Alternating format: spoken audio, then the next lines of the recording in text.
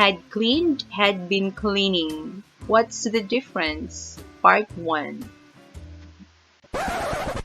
Hi! Welcome to my channel, English Grammar Lessons, Bisaya Edition. Ako si Teacher Maya and I'm inviting you to subscribe to my YouTube channel, follow my Facebook page, like my videos, and share them with others para mas daghan ang magkaton og English grammar lessons nga binisaya ang leksyon. Daghan kayong salamat! Before to mag-start sa ato pang lesson for this video, let's say a little prayer first for the homeless. Please pray with me. Dear God, we thank you for the roof over our heads, but we have brothers and sisters in the streets without shelter in this trying time. Please protect them from the disease. We pray that you will provide angels in this world to help them out during this crisis too. In Jesus' name we pray. Amen. Okay, ani nga video atong tukion unsay kalahian ni had cleaned ug ni had been cleaning. Unsa man ni siya nga mga structure sa verb. Bisaya ang explanation para dali rang masabtan. So kung maghisgot ta ato nga mga structure sa verb, about dito sila sa past perfect na tense. Simple versus continuous. So, ang difference nila, diferensya sila sa forma or structure, which mao na itong hisgutan ani nga video. Napod sila diferensya sa meaning, mo nang lahi sila forma, kay lahi man sila og gipasabot, which mao na itong hisgutan sa next nga video, part 2. So, for this video, atong hisgutan ang ilang forma or structure. So, naaman na sila lahi-lahi nga meaning, no? And the meaning, makita nato sa context or sa situation kung kano sa sila gamiton. Pero tungod kay structure man sa verb ang ato ang i-discuss aning dili na nako i-appeal ang mga situation para makumpleto ang ilahang meaning kung kano sa sila gamiton. Mga simple lagi nga mga examples ang atong gamiton para makuha lang nato ang forma sa mga verb. So, sa past perfect simple, yung basic niya structure is mogamit yun og had o past participle. Past participle, kung regular verb, butangan na og ed sa tumoy niya. Pero kung irregular siya nga verb, kinahanglan gid siyang memorize kay mag-change man ang spelling mo na kinahanglan gid i-familiar ni nato ang mga infinitive form, simple past form, o past participle forms sa mga verbs. So, sa past perfect simple tense, singular man or plural ang subject, the same ra gid ang iyahang verb had, yung helping verb. Kaya mo man ni siya ang nagda sa iyahang pagka-past perfect, si had. And then past participle ang sumpay. Example na, si had cleaned. Gamit siya og helping verb na had, mugamit ko siya og past participle sa clean na ay ed because regular man siya nga verb ang clean. Kung past perfect continuous pud ang atong verb, whether singular or plural, mugamit gyapon og had, only had, walay difference na sa number. Pero na siya isumpay nga been unya, ang iyang main verb is present participle. So, kung si simple past participle ang iyahang main verb, si continuous, present participle ang iyang main verb. Basta mo imong tag-present participle, ang verb diyan na ang forma niya is ing ang iyahang ending. So, mo na siya si had been cleaning.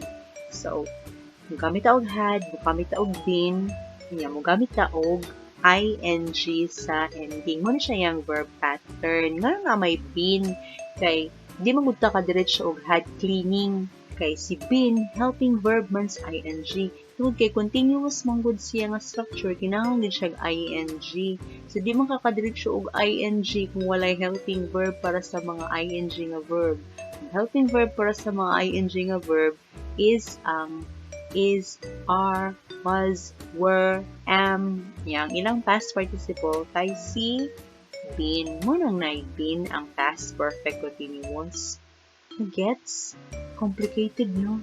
Pero para di mo maglibog, naman ilang na ninyo ang pattern.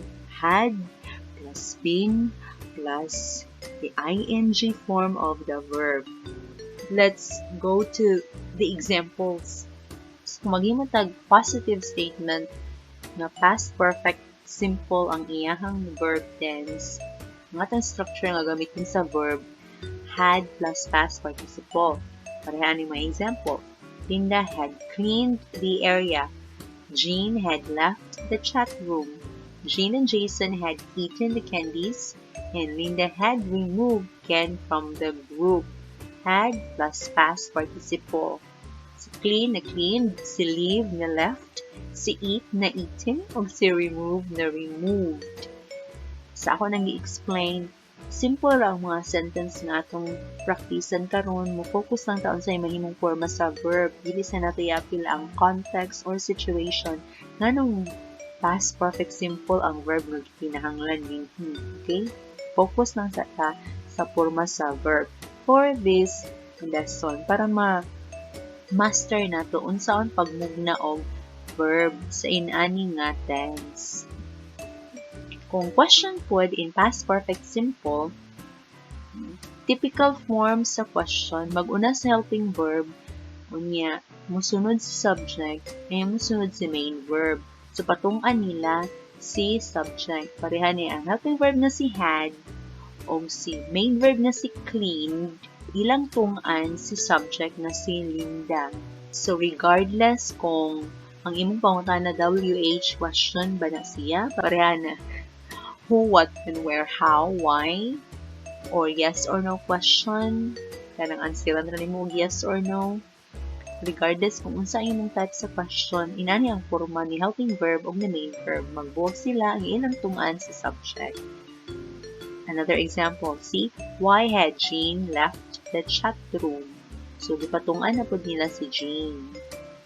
Had Jean and Jason eaten the candies? Gipatungan ang plural subject na si Jean and Jason.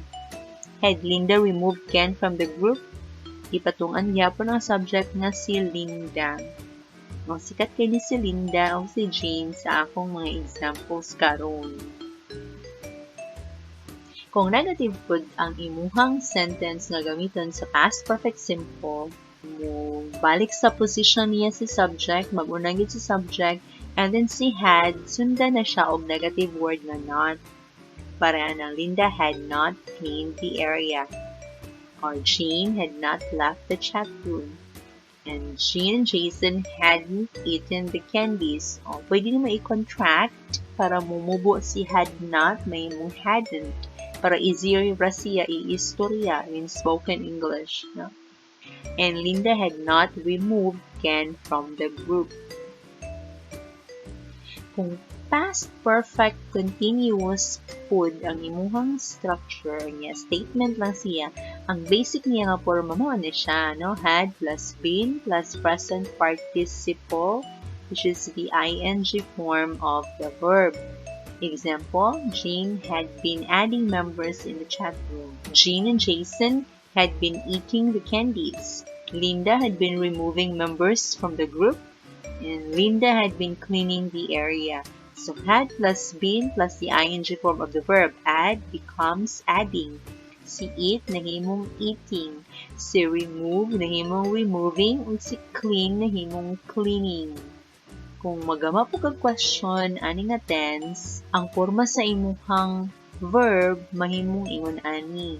Mag-una gihapon si helping verb nga had. Kunya ang masunod niya si subject, then followed by been plus the ing form of the main verb. Ayaw buwaga si been o si adding. Muuban si been ni main verb nga ing form. Ano nga example si add? O, si adding na siya. Sinang adding. So, dili ni mo pwede nga si been kuyog ni had. Nya patungan nila si Jean inig kahuman with adding. Dili pwede nga had been Jean adding, dili ngunana. Si had, ang musunod niya si subject viewed. Regardless kung naana si been. Si Bin, mupuyog siya sa main verb nga ing form. So, had Jean been adding? Again, do not say, had been Jean adding? Kinanglan si had sa subject, yun ang musunod. Another example, had Jean and Jason been eating the candies? Dili ka maingon og had been Jean and Jason eating? Another example, WH question, why had Linda been removing numbers from the group? Dili ka maingon og why had been Linda? The same thing, how long had Linda been cleaning the area? Dili ka maingon og how long had been Linda? Nakasabot? Okay, I hope nakasabot kay mga bright kaya mo. Kung negative pod, as usual sa mga negative statements, normal ra gyapon maguna sa subject, unya sa helping verb nga had, butangan na siya og not. Si been dili din butangan og not, kay si helping verb nga had ra ang atong butangan. Okay, helping verb mangud pod ni si been, ni help mo pod ni siya ni adding, ni ing, siya ang nakatabang nganong maka-ing ni ang atong main verb. Kung wala pa ni ang been, dili ta maka-ing, dili ta pwede maingon og had adding. Kay si had, ang iyahang partner, past participle ra gyud. Had done, had been. Kay continuous man nga tense, di ba? So kinahanglan mag-ing sa tumoy mo nang naay helper nga si had, mangita pa gyud og helper para makahimo ta og ing tumoy mo na si been. Nya i-been pud siya kay di man pwedeng sumpayan si had og dili past participle man ang sumpay mo na been siya. So si had helping verb siya ni been. Si been helping verb siya ni adding. Kuha. So ang atong butangan dinhi og not kay past perfect man, si had kay pang past perfect ni niya nga helping verb. Si had atong butangan og not. So, Jane had not been adding members in the chat room. Complicated kayo, no? Sige, memorize lang ninyo ang pattern. Ay lang ninyo kaayo analyze ang structure kay matralala tadiana. Another example, Jean and Jason hadn't been eating the candies. Another example, Linda hadn't been removing members from the group. Another example, Linda hadn't been cleaning the area. So, si not, pwede siya i-contract, pwede mo siyang hadn't, no, together with had. Again, mo ni siya ang structure kung maghimo ka og past perfect continuous na negative. I hope nakuha ninyo, no? But, let's see, how much have you learned?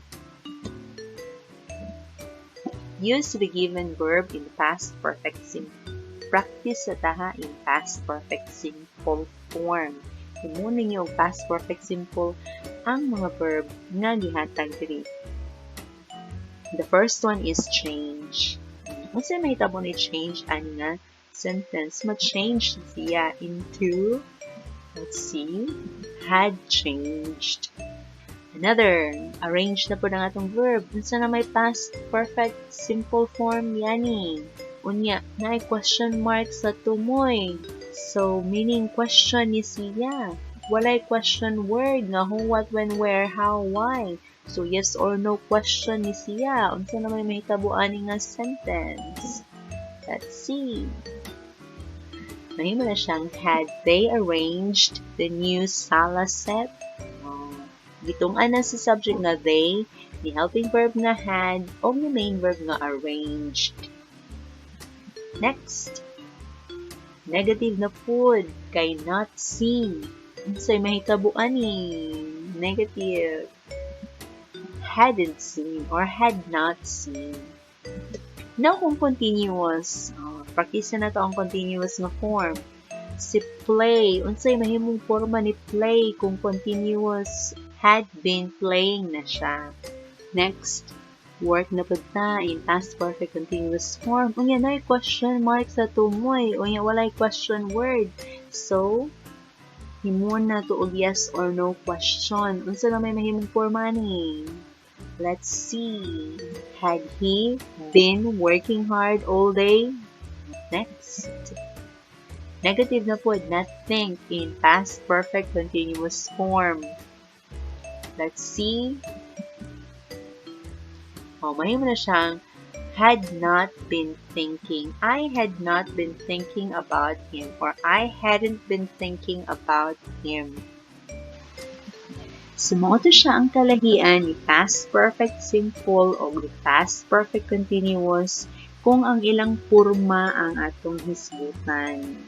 Kung gusto ta makahibaw kung unsa nga sitwasyon, gamiton nato ang simple or gamiton nato ang continuous na past perfect tense. Watch out for the next video, ang part 2 ani nga lesson para mahibaw-an nato og unsa nga sitwasyon nga haom or bagay sila nga gamiton. I hope nga namoy mga nakatunan about past perfect simple and past perfect continuous ani nga video. Daghan kaayong salamat sa inyong pagpaminaw. Until next time, bye-bye!